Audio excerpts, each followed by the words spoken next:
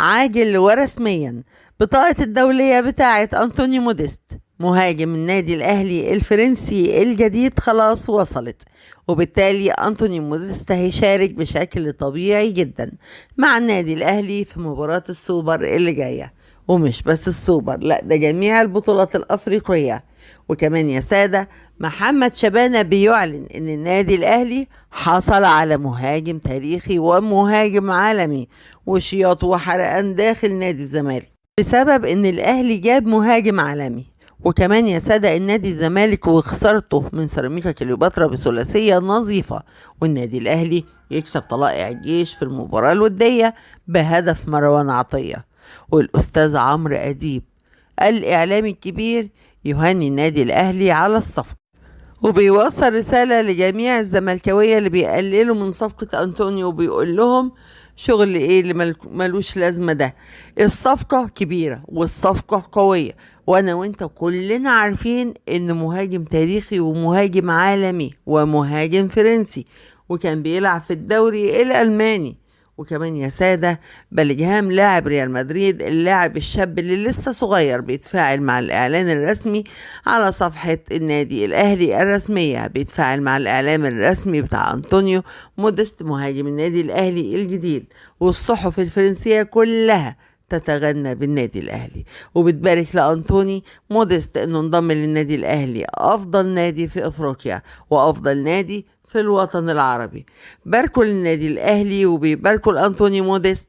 الكل عارف قيمة وقامة النادي الأهلي، والكل عارف يعني إيه النادي الأهلي إلا النادي الزمالك.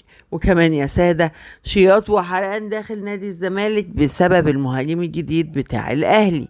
بالله عليك لو لسه ما عملتش لايك واشتراك في القناة وتفعيل الجرس، اعمل الحاجات دي بسرعة. انت منتظر ايه علشان يوصلك كل جديد اول باول؟ ولو انت اهلاوي اصيل بتحب الاهلي وبتحب النادي الاهلي، انزل في التعليقات حالا واكتب عاش للنادي الاهلي وعاش الكابتن محمود الخطيب. كلنا امبارح شفنا الاعلان الرسمي، كلنا امبارح شفنا العظمة، كلنا امبارح شفنا النادي الاهلي اللي ما بينساش رموزه ولا اساطيره. النادي الاهلي امبارح كان حاطط صورة مانويل جوزيه. مانويل جوزيه كان على الحيطة، وكان يعني اللاعب بيبص لها وبينظر لها، وكان منظر باسم ما شاء الله. وكمان كلنا شفنا الشغل والموسيقى الجميلة بتاعت دراويش والموسيقى الجميلة بتاعت الفرنسية، وحاجة عظمة يعني يا جدعان، حاجة في منتهى الشياكة والجمال.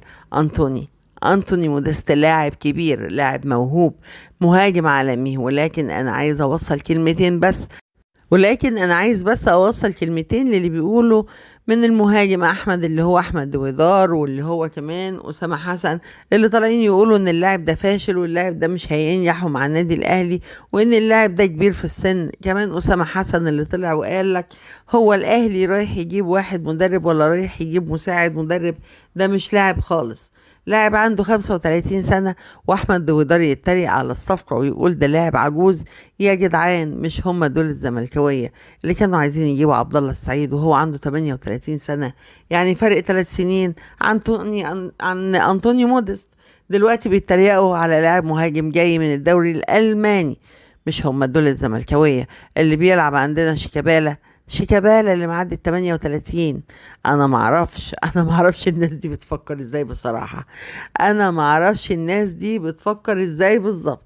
الخبر الجميل لكل الاهلاوية ان خلاص بطاقة أنطوني موديست وصلت البطاقة الدولية، وله الحق انه يشارك كده مع النادي الاهلي في جميع البطولات، وهيشارك مع النادي الأهلي في السوبر الأفريقي اللي هو يوم 15/9. عزيزي المشاهد، هو ده كان فيديو النهاردة. أتمنى في النهاية تعمل لايك وتعمل متابعة للقناة، وكمان تشير الفيديو علشان يوصل لأكبر عدد من المتابعين، وتفعل زر الجرس علشان يوصلك كل جديد وحصري في عالم كرة القدم. كنتم مع توب تيم.